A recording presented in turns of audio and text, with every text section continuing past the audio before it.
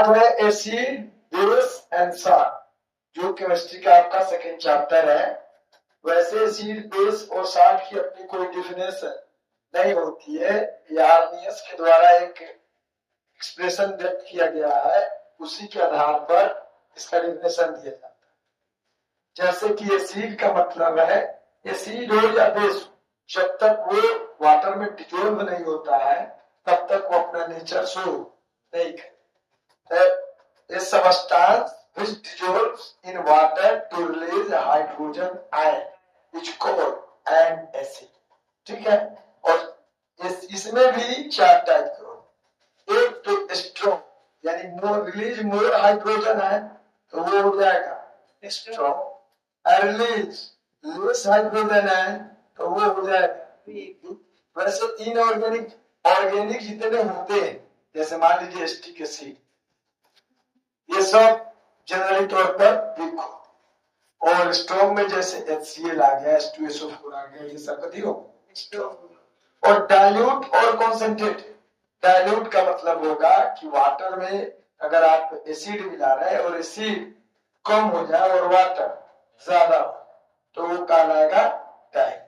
और कॉन्सेंट्रेट का मतलब एसिड आपका ज्यादा हो जाए और वाटर कम हो जाए तो वो कहलाएगा concentrate. H plus ion show करेगा तभी एसिड होगा। तो जब हाइड्रोजन रिलीज नहीं होगा तो एसिड कैसे कहलाएगा सर? लेमन कैसे एसिड होगा? तो तुम उसको कराए हो, हाइड्रोजन आयन रिलीज नहीं होगा उसमें। और दुनिया में दो तरह की चीज है, एक एसिड है और एक एसिडिक नेचर है। एक आदमी है, वो आदमी के नेचर का जैसे बंद है, बंदारा। तो एसिड और CO2 एसिड नहीं है, एसिडिक नेचर का है, यानी CO2 एसिड है नहीं, एसिड का नेचर रखता है। ठीक है। तो जो एसिड है, लेमन हो या कौन हो, उसका फॉर्मूला लिखिए, देखिए उस H जब यानी वो वाटर में डिजोल्व होगा तो हाइड्रोजन है। ठीक। तो इसी कारण है कि वाटर में एसिड डाला जाता है, एसिड में वाटर नहीं डाला जाता, क्योंकि वाटर में एसिड डालिएगा तो डाइल्यूट, एसिड में वाटर डाल दीजिएगा तो वो कॉन्सेंट्रेट, तो इसमें एक्सप्लोजन की संभावना रहेगी, इसलिए हम हो गया। ठीक उसी तरीके से बेस है कि substance which dissolve in water to release hydroxide ion is called base. More hydroxide ion strong, less hydroxide ion. और एक है जो पूरी तरह से डिसॉल्व हो जाएगा, उसका नाम कथी होगा? अल्काइल। पार्शियली डिसॉल्व होगा तो बेस रह जाएगा, अब पूरी तरह से डिसॉल्व हो जाएगा तो कथी कहलाएगा? अब रही बात सॉल्ट की, तो जब एसिड और कोरिस्पोंडिंग बेस रिएक्ट करते हैं तो जो नया सबस्टेंस बनता है उसे कहेंगे सॉल्ट। अगर एसिड स्ट्रॉन्ग है, बेस वीक है, तो एसिडिक सॉल्ट बनेगा। अगर एसिड वीक है और बेस स्ट्रॉन्ग है तो बेसिक सॉल्ट बनेगा। यदि दोनों स्ट्रॉन्ग है या दोनों वीक है तो कथी बनेगा? क्लियर है? अब है कि आप इसका आइडेंटिफिकेशन, ये कोई मेथड नहीं, एक ट्रिक है कि आइडेंटिफाई कैसे कर पाइए कौन एसिड है कौन बेस। हालांकि 100% सत्य नहीं हो, मतलब एक ट्रिक समझिए जिसमें 60-80% के आसपास आप बन जाए। जैसे कि स्टार्ट फ्रॉम एस, सामान्य तौर पर एच से स्टार्ट होने वाले जितने होते हैं वो सब कथी होते हैं? एसिड। जैसे HCl, H2SO4, ठीक है। अब CH3 CH से स्टार्ट, फिर भी एसिड, मतलब ये नहीं है कि 100% ही आएगा, मतलब ज्यादा से ज्यादा आप इससे आप समझ। लास्ट एट OH, जो OH पर लास्ट करता है, जैसे NaOH, तो ये कभी हो जाएगा। अब रही बात H इन मिडिल, अगर मिडिल में कथी है? H है मिडिल में, तो वो सॉल्ट होगा लेकिन एसिडिक सॉल्ट, जैसे NaHCO, H कथी है?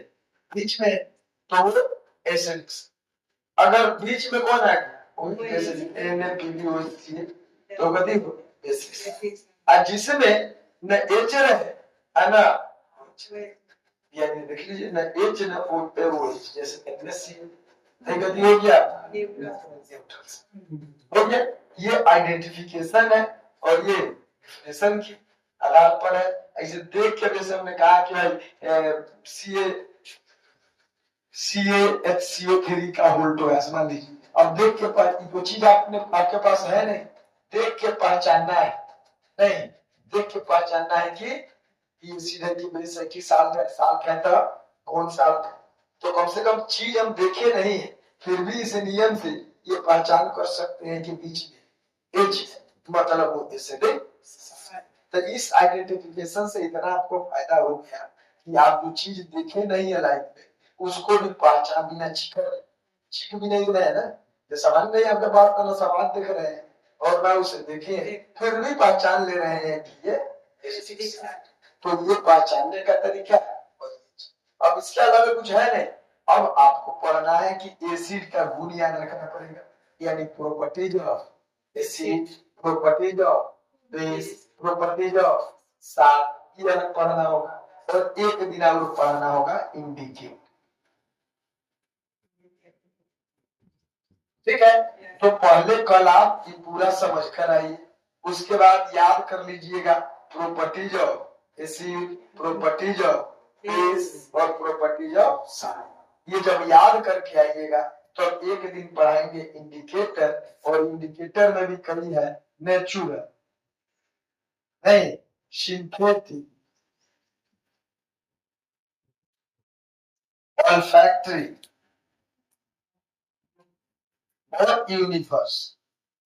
इसलिए आज नहीं पढ़ा है क्योंकि इतना समझ नहीं आएगा। तो आपको ये याद करना है, प्रॉपर्टीज याद करना है, आ जाना है।